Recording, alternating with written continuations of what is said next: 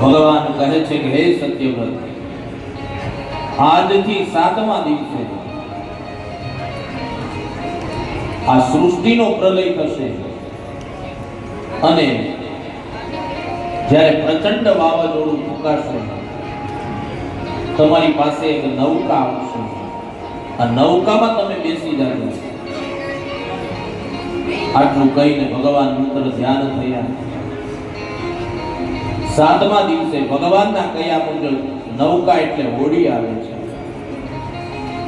બધી જ ઔષધિઓ સંપત્તિઓ લઈ સપ્તર્ષિઓની સાથે સત્યવ્રત રાજા એ નૌકામાં હોડીમાં બેઠા અને સમય દેતા પ્રચંડ વાવાઝોડું આવ્યું. એ નૌકા ડગમગવા માંડી અને એ વખતે ભગવાન મત્સ્યનું રૂપ ધારણ કરીને આવે છે.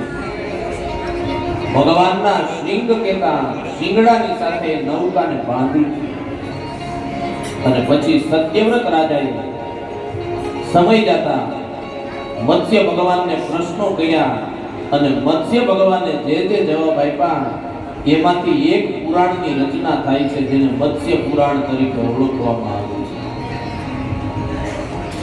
તે સત્યવ્રત રાજાની કથા બતાવી 8મા સ્કંદને પૂર્ણ કરી